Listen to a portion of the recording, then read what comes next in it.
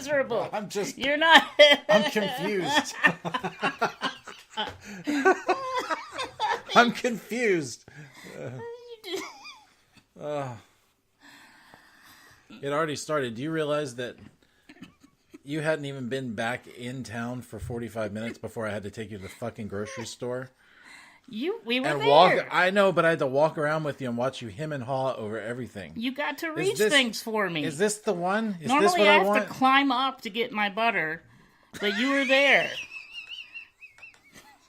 I have to climb up to get my butter. Yeah. You know, you could buy the bigger butter. You don't have to buy the little child size offering. You can get a bigger one so you don't have to get it as often. I get the best butter. I have tasted other butters. That's not butter. It is whatever it is. It's the best oil. tasting. It's processed. It's processed food. It's yummy, amazing. F you. That's processed food. You're not supposed to be eating that. I will sometimes when I'm getting it out, I will just I want to put it on the thing. I just eat it right there. Raw butter. Raw butter. It's not butter. It's more than parquet. Nobody remembers parquet. It's not parquet that you're having. Parquet. That was the bad stuff. Raw butter. This stuff says no GMOs and organic and shit. It's vegetable oil. Guess what parquet was? Vegetable oil. It's the same thing. But it it's was just trans fat and shit. This isn't trans fat. It says no trans fat. Trans fat is the bad shit. Yeah. So there. It's still processed food. And it says earth and balance in it. That's like... Yeah. It screams healthy. If I made a greasy cheeseburger place and named it the Earth Burger, people would think, is it healthy? This is healthy. It's an Earth Burger. It says Earth Burger. It's from the earth. It's from the earth. It's a healthy burger because it says Earth. Earth Burger.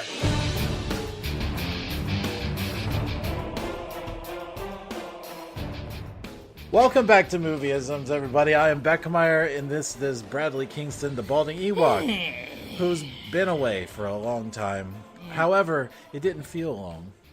It felt short. Why do you keep it felt brief. On that? It felt brief. Like it wasn't long enough. It felt like I closed my eyes and opened them up. As what the fuck is he doing back here? You were just starting to dream a life without Brad, and then you woke up and realized just starting to get comfortable and remind myself what it was like pre-Brad living here.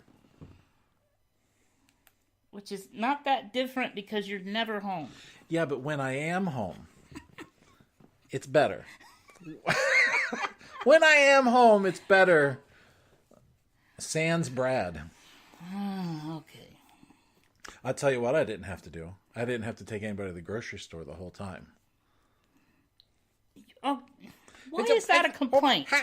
Because you got me to order everything online, and all we got to do is sit in the park for in parking lot for 15 minutes. That's the extent of you taking me shopping, and you're still complaining. That's 30 minutes of my life I'll never get back. 15. It's sitting in 15 minutes to get there. Yeah. Oh God. Every time. It doesn't matter to you because you like live in this world where there's nothing but excess time. I don't have excess time because of you.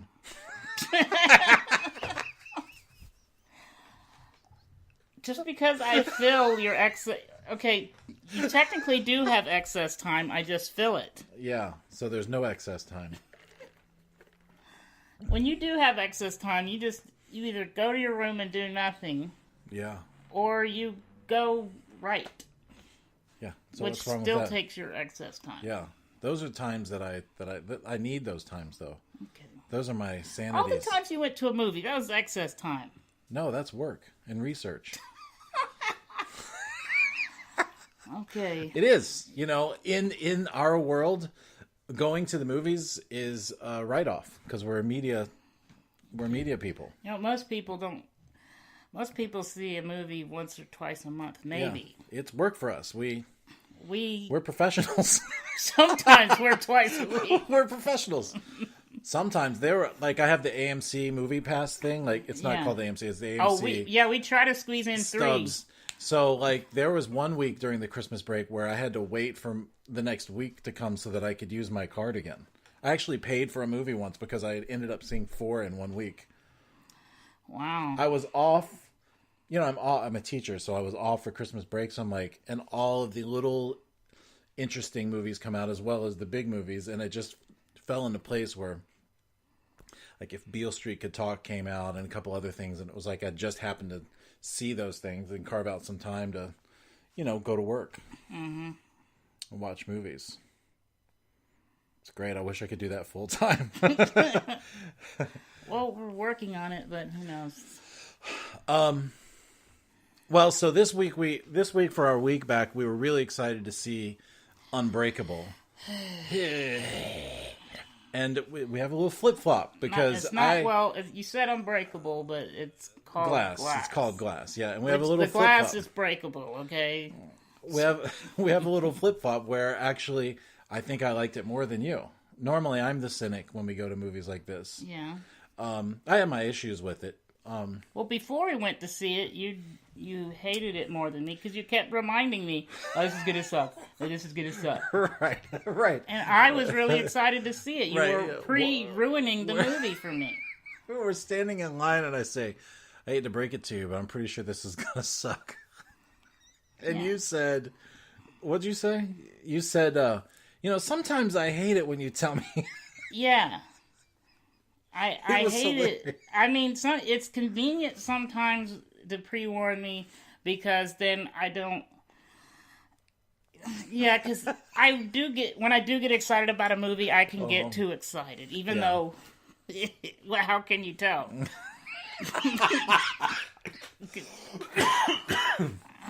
Yeah, you said to me, sometimes I hate coming to the movies with you because you'll tell me how bad a movie is you think, and traditionally, I'm right. Yeah, I'm in the ballpark on whether always, on the vibe I'm feeling. Plus, I was referring to the Rotten Tomatoes review, which is like 35% right now. Rotten Tomatoes is 90% always, right. And that's not always 100%. However, if a movie is trending popularly, it's a decent movie. And a lot of times, if a movie is trending like in the 40s and 30s and 20s, that many people can't be wrong about it most of the time. Yeah. And you said, I hate coming to a movie with you because I'm trying to, every time I want to be excited about this, but you're ruining it for me. Yeah. Which, by the way, is normally what I'm saying to you about things or thinking about you. I just won't say it. Brad's just fucking ruining this shit. I'm trying to have a Saturday here, and he's fucking ruining it. Yeah, I'm starting to learn that it's better to... Shut the fuck up. Right. Let it be ruined when the ruining happens. Don't pre-ruin. Because I'm a melancholy, I have sort of like an even keel of just the regular amount of disappointment all the time. Yeah. Just a warm, wet blanket of misery. I'd avoid the ups and downs. Just let me be in the middle. Yeah. But that sucks for all of us. But I'm starting to realize, enjoy the up when you have a little time, the little period of up you can. Yeah. And then... Because, we know life. It's not going to last long. Yeah. Yeah. So maybe we should stop pre-ruining movies. Just let it be ruined while we're in the middle of it. All right, that's our review of... we don't want to pre-ruin it for anybody. Yeah, so. Like subtext. Yeah. So if you can't tell what we think. So way back when Unbreakable came out, it was right off of the heels of like M. Night Shyamalan's Sixth Sense, and then it was Unbreakable, and we were all like, "This guy's great. This guy's great. He's got some great ideas in filmmaking." And it really is, to this day, one of a lot of people's top movies. Unbreakable is just a solid, crowd-pleasing genre film that sort of subverted the comic book origin story genre. Mm-hmm. You didn't know that that's what it was going to be when you walked into the movie. Hey, this isn't going to be a comic book subversion genre film. It's like a Bruce Willis movie about a guy who didn't die in a train wreck, and that's all we knew. But as you watch the movie, you start to realize, oh, this is kind of cool. It is like a real world superhero story. Yeah. And of course, Sam Jackson was great as Mr. Glass, Mr. First name, last name Glass. Yeah. And it was great. The tension between the two, the two characters balanced each other out, and they were almost, both of them, reluctant heroes. Like at least Bruce Willis's character did not realize he was who he was. Mm-hmm. So it's life affirming in that way. Like sometimes there's greatness within all of us.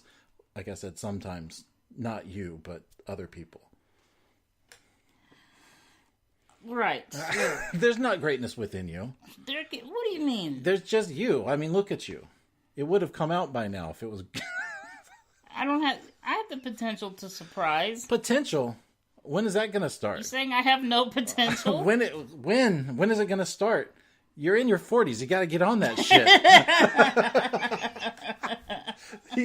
So, I just keep building it up. It's going to explode one day. Yeah, you know how hype works, right? You're going to hype it up to the point where everybody's like, that was it? 56 years old. That's what we've been waiting for all this time? Even your mom's like, you can do better. She already was saying that. She's not going to see the movie we did. That's a badge of honor for me. Like, however, my parents saw it. They may have been secretly offended or like, what are they doing? But my parents have seen a couple of my other things, which could have or should have prepared them for what they were about to watch. Anyway, so Unbreakable was a great movie, and I did not get a chance to rewatch it before I saw Split. Well, which I didn't know Split was going to tie into the Unbreakable thing.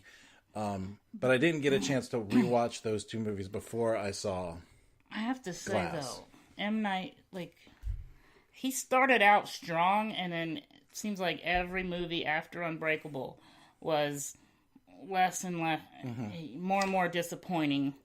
And then now I was thinking in my head, what happened? And then I realized the happening happened. It was the happening. Yeah. And then I was like, no, I'm done with M. Night Shyamalan. He had a couple of good ideas, and he's out of ideas. And then you tell me about Split. I love Split. Split was a good movie. Great. Yeah. And was it James McAvoy? Is that his name? James McAvoy, yeah. Just His brilliant. performance is great, yeah. Because usually I'm very nitpicky about acting, and that's the place where you can easily nitpick is when somebody's doing split personalities.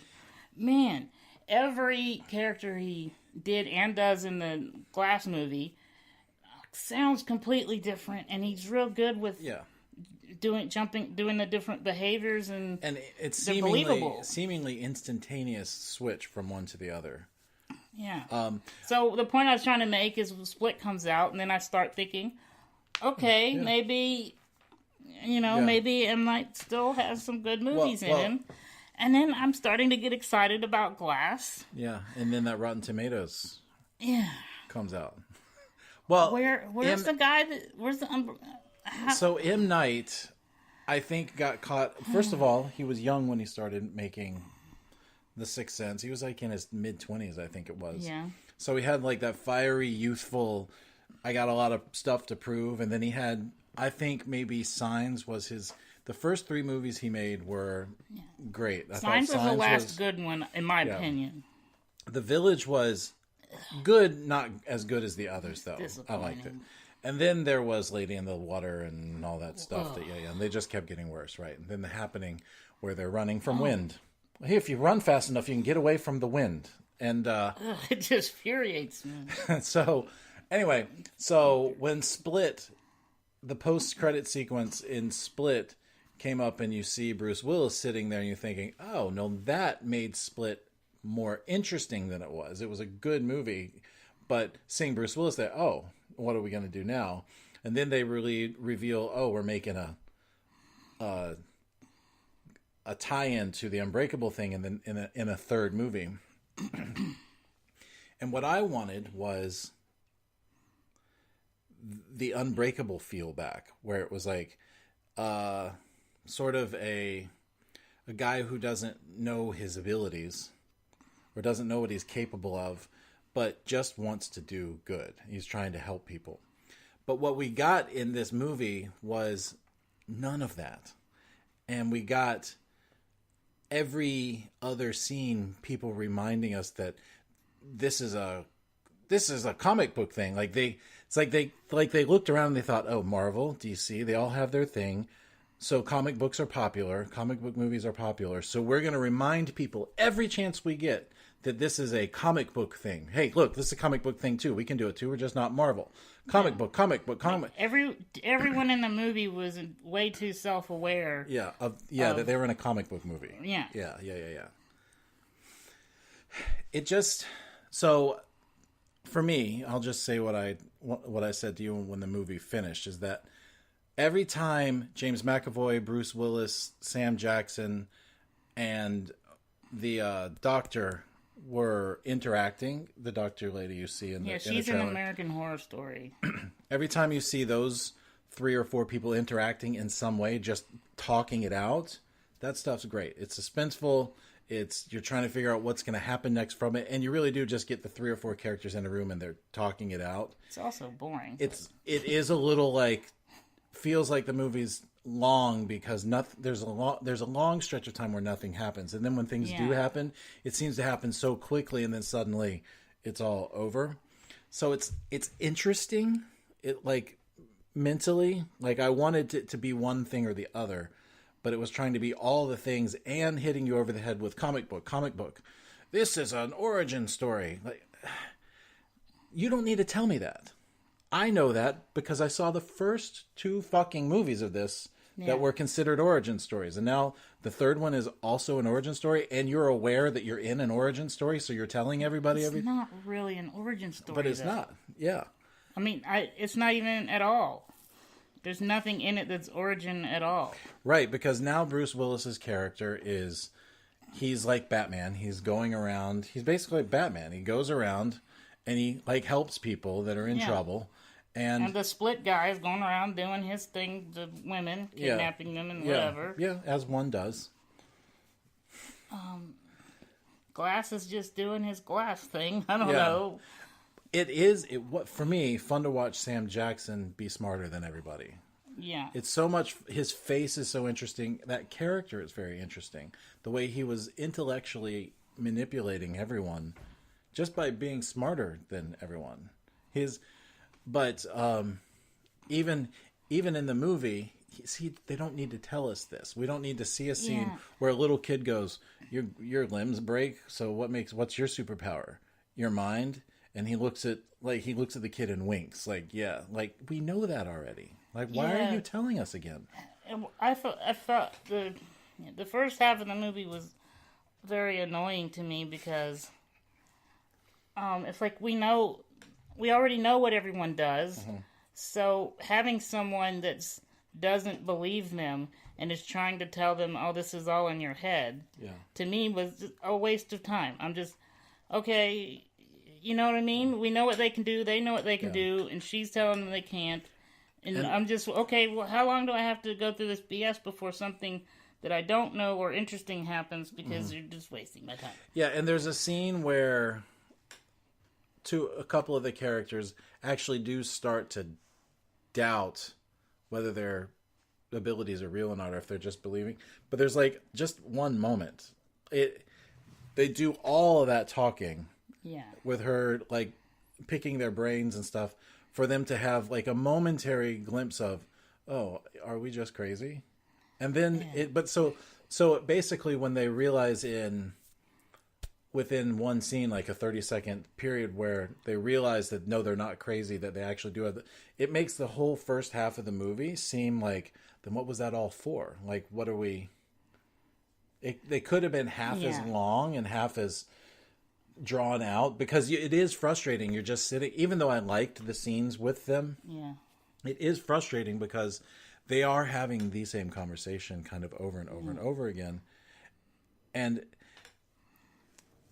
it doesn't have any bearing on what the characters do or choose to do or how they react. Yeah. So it doesn't mean anything. Even the wrap up, or the third act, and everything coming to fruition at the end still felt like a waste of time, because it didn't have anything to do with the other thing. And then it's so why were you pretending not to know if you did know?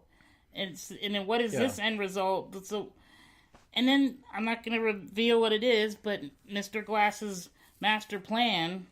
Yeah. When it's revealed, I'm like, okay, so what? Yeah. The ending was disappointing. Yeah. And he says, no, it's an origin story. Origin for what? There was no new character. There was no origin of anyone. I felt like his master plan relied on someone else to take action if something worked out a certain way. And I feel like if he was as smart as everybody, he wouldn't have left that much to chance. Yeah. You know what I mean? I also think that the characters, particularly Bruce Willis's character, just saying he's like Batman now and going around through the city saving people isn't enough character development for him to be interesting, because he was a vanilla character. He was very plain in this movie. This was way less interesting to me than watching him figure out he is unbreakable. Yeah, it's actually, now since we've talked this out, I feel like this, how we could rewrite the story to make it better, is have the first half be Bruce Willis hunting down the split guy. Yeah. Let's see Bruce Willis save a couple other people. Yeah, he was trying to do, except they just showed one scene of it. Yeah, but it was very quick. And it was all convenient, too, because he went out. I realize as I'm talking now, I said at the beginning that I liked this movie more than you, but I have done nothing but pick on it. But that's what I'm saying, is like, he goes out, he's trying to find this character, so within one scene he goes out, and then he finds him. Like, that's no conflict there. There's no struggle. There's no, any of that. It needs to be, you could tell that this movie was lower budget than it. Yeah, let's figure out how to get everyone in the same room or hospital, so we don't have to spend money on locations. So those scenes where I really do, I liked particularly Samuel Jackson's performance, and particularly James McAvoy's performance. I thought James McAvoy knocked it out of the park. He steals the show. He's got the most dazzling character to watch. He is the best part of the movie, in my opinion.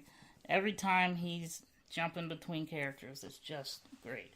Man, the voice he does when he's the what did they call it? Well, first of all, the Beast. Okay, the Beast. So he the Horde is all of his personalities. Yeah, and the Beast is the one. The king of them. The king of them. I'm sure they did some audio treatment to his voice. Yeah.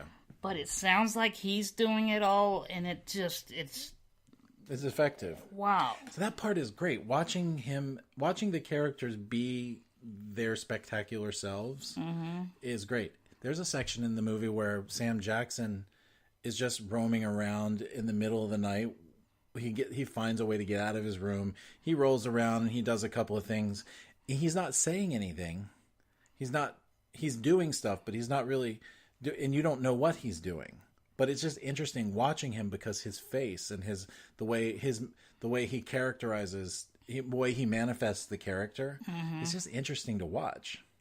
So that stuff was good. But Bruce Willis' character, all he does is he runs into a door a couple of times and knocks it down, and then he gets trapped underwater a couple of times, and the water has the effect on him. Well, they're trying to make it like water is kryptonite his to kryptonite. him. Yeah, well, he thinks it is. If it's just around him or it touches him, they trapped him in a room with the threat of hosing him down with water. Yeah, I'm thinking. Well, I mean, he can't drown. This would be impossible for him to drown. Well, psychologically, though, if you think something is your weakness, you believe something is your weakness. So he starts hyperventilating and whatever, just panic attack. He thinks, water. Like he has that traumatic experience because he almost drowned when he was a kid. I guess. I couldn't remember if that was in the first one or not. I think it is. He almost drowned when he was a kid. So it was effective when he fell in the pool that had the cover on it. I mean, anyone fell into that, that would stress out. Yeah. But the thing is, anyone would drown in water. I mean, my whole thing was water is everyone's weakness. I mean, but also, if he can drown, so that means that he has to breathe. So, breathing is his weakness too. Just gas him or something. I don't know. But that would have been a lot less expensive to shoot the room with gas than put all the plumbing and the water in there. Well, so what I was saying about you could tell it was low budget is when the movie is starting to climax,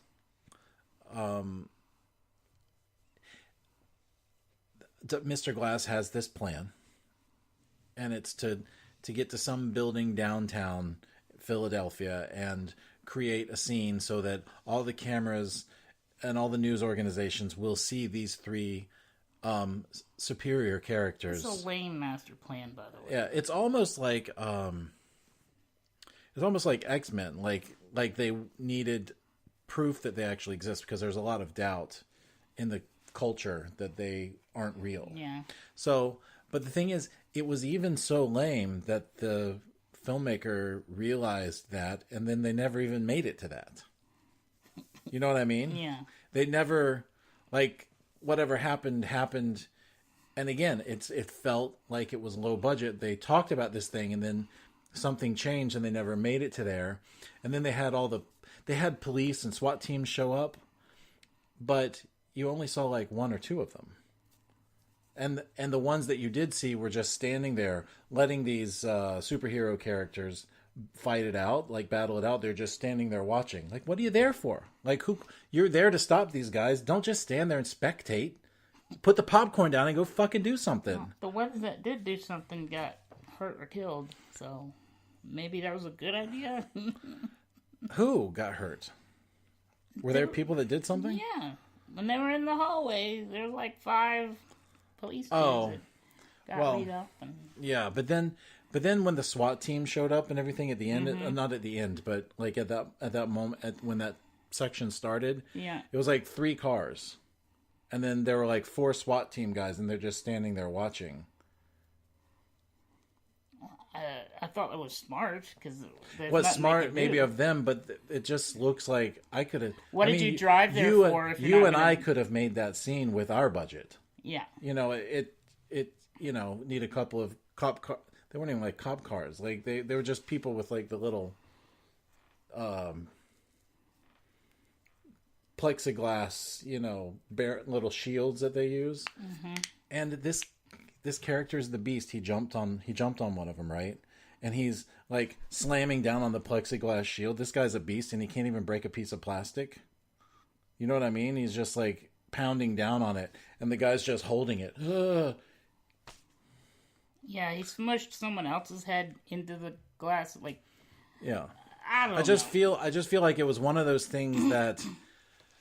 Yeah. It was inconvenient for the Beast to kill that guy in that moment or hurt that guy in that moment, so they just figured out a way so that he didn't. But I never believed that if he's the Beast and he's as beast-like as he says he is, he should be like Hulk. He should Hulk that shit, you know what I mean? Yeah. And he just didn't. Like, even Wolverine wasn't completely evil, but he would still go into peace mode. So I think that I'm nitpicking a lot of like the stuff that I didn't like. I will say that it was fun to see Glass and Bruce Willis's character like battling it out again, and adding the element of the James McAvoy Beast character and the Horde between the three of them was an interesting dynamic. They just didn't use it right. They just didn't use the part of that worked for me. I didn't see enough of it. The rest of it was a lot of talking and building up to stuff that never really happened. And I feel like a kid could have walked up to the Unbreakable character with a water gun. Yeah, squirted him in the face. And fucked him up.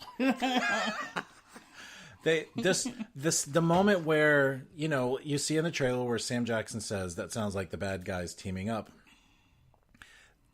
That. And the people who made the trailer know that that's one of the most compelling parts of the movie because they put it in the trailer. Mm-hmm. But that was only such a small portion of the movie. The rest of it was talking about that or talking about how they're not superheroes. Right. Or talking, which was a waste of time. Yeah. Yeah. I feel like it was okay for her to believe that they weren't superheroes. Or that it was okay for her to try to convince them that they weren't superheroes. Yeah. But it doesn't need to be like 45 minutes of the movie.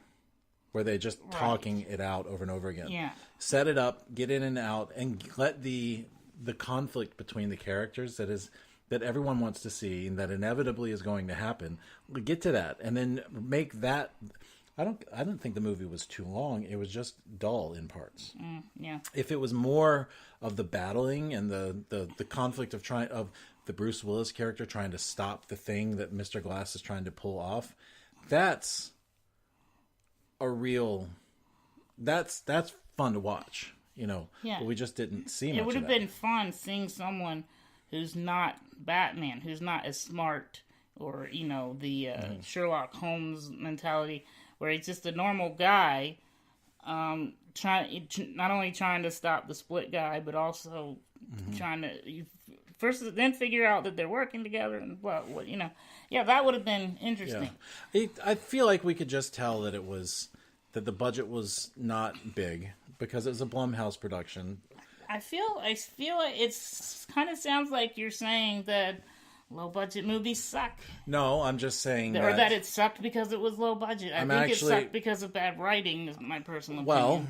Well, yes. So I'm not saying that the movie sucked because it was low budget. I think they were trying to do things in their movie that they shouldn't have tried to pull off on the budget. Like they were trying to Brett Ratner the Unbreakable Universe. What are you talking about? Oh, by Brett Ratnering on the Unbreakable Universe, I mean like when Brett Ratner came in to do X-Men 3: The Last Stand, like in Deadpool 2, you remember Juggernaut, the really huge dude with the helmet? And I was harping on, finally Juggernaut done right. X-Men 3: The Last Stand, he just had a dude with it looked like a duct tape helmet, like silver duct tape, really crappy plastic, like like super low budget effort, but just a scrawny little dude with a couple of muscles. Just put a shitty duct tape helmet on him, and now he can run through walls. That's Brett Ratnering a movie, in my opinion. It's just so low budget that didn't give a shit about what, is supposed to happen. So I just looked it up. Glass had a $20 million budget, which is a big budget for the Blumhouse movies. Blumhouse specializes in the $2 to $5 million horror movie thing. So $20 million is a big risk for them. But $20 million is such a low budget for what they were trying to do with this movie. And I could just feel in places it felt low budget. I could tell in some of the supporting character performances that were it's like they didn't have a lot of time to shoot it, so they brushed over them, and the performances were a little and then I could just feel it everywhere. I can feel it in some of the... So you're saying that this was not this movie was not it's not a low budget movie, or the way it was written was not for low budget. Yeah. So trying to squeeze the movie in its nature into a low budget form ruined it. Yeah. Instead, they kept it small. They tried to do a character drama thing. I bet that when Shyamalan originally he wrote the movie. He wrote. I bet when he originally wrote it, it wasn't like the movie we saw at all. Yeah. He wasn't low budgeting it in his head. Yeah. But because Blumhouse said we'll do it, but we can only give you $20 million, he probably rewrote it, and that's why we ended up with what we got. Yeah. Well, Blumhouse produced Split also, so I think they had a plan. Yeah, because Split was about the one character. It was also in one room the whole time. A lot of it, yeah. Yeah. So that's something you can produce on $10 to $20 million, and it doesn't feel like you're doing low budget. And all the visual effects in that movie were James McAvoy's performance. There's not a whole lot of special effects. There's not a whole lot of wowing special effects. He pulls the bars apart at one point, but that's a movie trick. It's a movie magic trick. It could be done practically. Yeah, it could be done practically, or they could fake that real easy. I just wanted it to be more of the... I wanted to be more better. More like Unbreakable. Yeah. Yeah, if they had just combined Unbreakable and Split. Yeah. And then threw the Glass character in there, good, great. Yeah. But we didn't end up with that. Yeah. I honestly don't think we needed the psychiatrist character. No. Because doing the analysis, because ultimately it was not. It had the story tied up in a certain way where the psychologist character was important to the universe that we are watching happen, but it had no bearing on what happened between the three of them. The split, the Beast, Glass, and but also Bruce Willis. Ultimately, and then what she ended up doing at the end, I won't say, but then you hate her. Yeah. And then you're also thinking, you put me through all of that in the movie just to do that? F you. It was a big F you at the end, man. Personal opinion.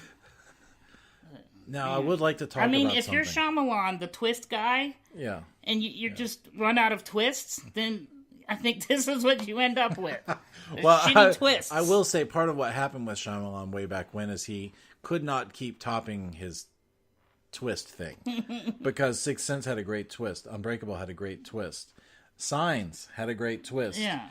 And then it became more about the twist, and the twist started ruining the movie. And the twist started ruining the movie. Everybody was too aware that the twist was coming, and then when the twist happened, it's like, that's what I waited for. Shitty twist. Well, that's it for this time. We're glad to be back. We're gonna be hopefully catching up. We are looking forward to a few movies that are coming out.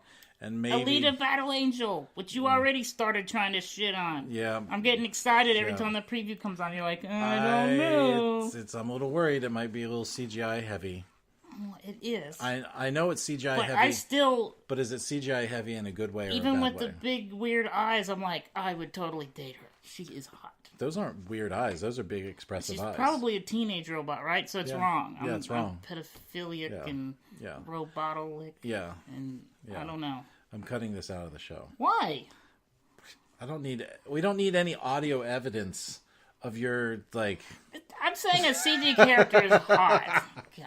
She's got big, expressive eyes. It's pretty that's pretty animation. Yeah, the animation is gorgeous in that thing. So we'll see. It's coming up. And we'll wait and see how disappointed Brad is. Stay tuned. We will see you next week. If you want to contact us, I'm Beckemeyer on Twitter, Instagram. He's Balding Epoch. On Twitter, Instagram. We're Movieisms on Facebook. Send us an email at movieisms@gmail.com, and we will talk to you again next week. Soon. As always, and forever till the end of time, the end. Bye. And then you go, bye.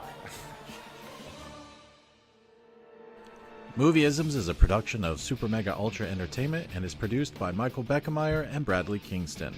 If you'd like to find out more, follow us on Twitter or Instagram.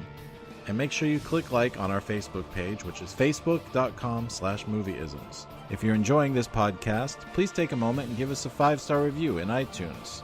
It only takes a minute and it helps us out more than you can imagine. Thank you very much, and until next time, we'll see you at the movies.